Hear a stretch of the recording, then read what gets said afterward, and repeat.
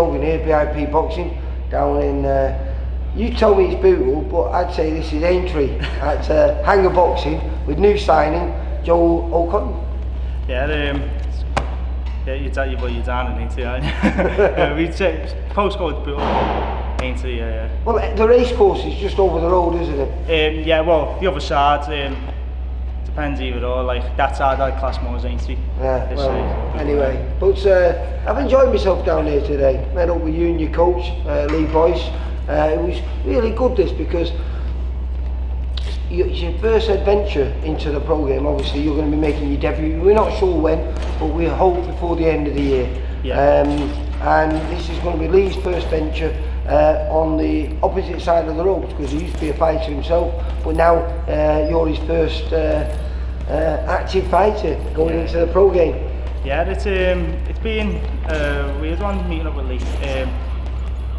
Years ago we trained together and kind of know each other through like mutual friends and stuff like that. But let's find out how you found your way into boxing, because all I know so far is you had 15 amateur fights, you won 13, which is a really good record. So how old were you when you started, and what gym did you start at? I started when I was 18 and first went into the Rotunda ABC. Oh. So that's where the first journey started. But I spent there a couple of years maybe. I had 11 fights when I was in the Rotunda. Yeah. But then I ended up getting out of boxing for a bit, went to the Rydal. So how long was the break then? I'd say about a year or two before. I mean, because lockdown would have been included in that as well, wouldn't it? No, this just before, I ended up going to the Rydal just before lockdown. Yeah. And then lockdown come into effect in 2020, I think it was. About 2 years. Then I was out of the gym for a little bit after that anyway. So I started getting full on back in end of 2022, 23. So when was your last amateur fight then? My last amateur fight was in Italy in November. Where's that say? In Italy it was. Yeah? Yeah, went to Bergamo. Oh, right. Boxed over there. Spent a couple of days out. Meant to be boxing a few times. I only ended up boxing once.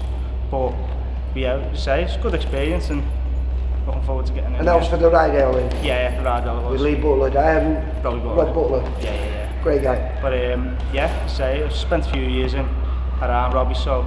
And so then now we're at Hangar Boxing. How did you meet Lee and he dragged you back into turning pro?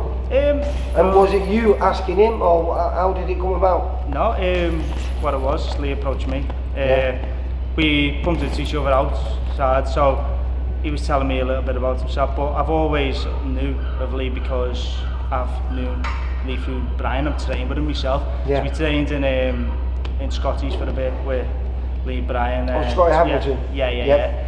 And I was in around them a lot, where even when I was in the Rydal, you seen the likes of Lee come in, sparring and stuff like that. We were just talking before, Liverpool's very small. I mean, all the gyms are all on top of one another, and it's loaded everywhere. I mean, you can walk from, if you're in the middle of Liverpool, you can probably walk in 5-10 minutes to 10-15 gyms. Yeah, say it's on every street corner near enough. There's boxing gyms, or people that in and around boxing. So yeah, Liverpool's a proper fighting town. Yeah, proper fighting town. And now you're 29, yeah. Yeah. So what was the reason for you to say yes to Lee's offer? I've always been in and around the gym, but not obviously with Lee, but at the Rydal and stuff like that. So I kind of stopped boxing for the Rydal after around December, January, and then when I took a couple of months out, was just kind of wanted to do my own thing for a bit. I was training on myself. I was not really happy with the way it was going, type of thing. So even myself, but I ended up just bumping into Lee and just needed the change, and it just come at the right time, so we just clicked. And because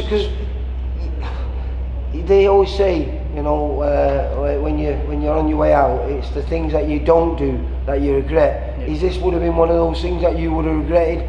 Because perhaps if you leave it another 2, 3, 4 years, then you would be too old. Yeah. As I say, it's one of them. It's what if. When I kind of bumped into him, it just come at the perfect time. Yeah. I was looking for something new, Lee was looking to get the ball rolling. So in a way, we've kind of just come and gelled together. Really. Makes it for a perfect journey for both of you. You know what I mean? Because it's a tough sport, and you need that enthusiasm. Yeah. And you're always going to have that because you're in there. But it's nice to have your coach be as enthusiastic about it as you as well. Yeah, he's just as happy as me. Like he's more, you know, we're learning off each other. It's learning on the job in a way. Like I know Lee's been around and coached, you know, for a couple of years now and coached other people and stuff like that. But me and him starting together, it's kind of like takes a little bit of time normally, but we can't just come in and just hit it off. And it's a very hard journey for you because at present you work, don't you? Yeah. So what do you do as a job? Burn, so like a burn. Like I kind of on the docks now, so it's long hours, but it's So welding. yeah, welding burn, yeah. So I kind of you do long hours. You start at stupid o'clock, and then you come in and come straight to the gym with your bag. So it's kind of like. I presume that's what you have to do because if you go home, you're probably not going to come out to the gym. Yeah. But listen, no journey is an easy journey. If it is easy, it's probably not worth doing. Yeah. So I'm really chuffed for you, mate. I've been watching you today and really impressed with you, mate. Got a lovely left hook to the body. Look like you're going to be exciting. How would you describe your style 21? I'm a come forward counter puncher, but I like to be aggressive with it. So it's, you know, if you can't So stand you're and going to be a crowd pleaser then? yeah. If you stand and trade, then it's I'm looking to land. You know, Yeah, well, no, I was really impressed with what I've seen today, mate. Obviously, I film a lot of the amateurs in the northwest, and I filmed a couple of Rob shows as well. But I was checking my records, and I've not got you on there. So I came down here blind, and what I seen put a big smile on my face, mate. I'm looking forward to this journey start. We're not sure exactly, but we know it's going to be before the end of the year.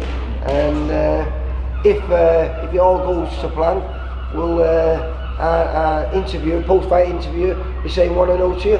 Yeah. I look forward to it. Hoping to get out before the end of the year. And if I know you're going to take one fight at a time, like all fighters should do. But what's your long-term goal? Where would you like to be? If we were talking in 3 years' time, what would you like to achieve by then? I'd say, to be fair, I should say to Steve, I want to be busy. I want to get this end of the year out the way, get a couple of fights next year, and then push on for big fights. Could be Central Area titles, anything like that. Anyone. So one step at a time. Yeah, one step at a time. But as busy as you can, because at 29, you don't want to hang around here. No. You know, I haven't got the time to waste really, so I need to be in and active. I don't want to be waiting around because by the time it does that, it'll just pass you by. So. Joe, it's been a pleasure. Nice one for coming down. Good luck, and I'll be catching up with you when we get a date and when we get a venue, mate. Cheers, thank you. Take care, mate. Bye. Bye. For all boxing info, news and latest interviews, amateur and pro, across the north, click and subscribe. VIP Boxing Promotions. Also, Twitter, Instagram and Facebook.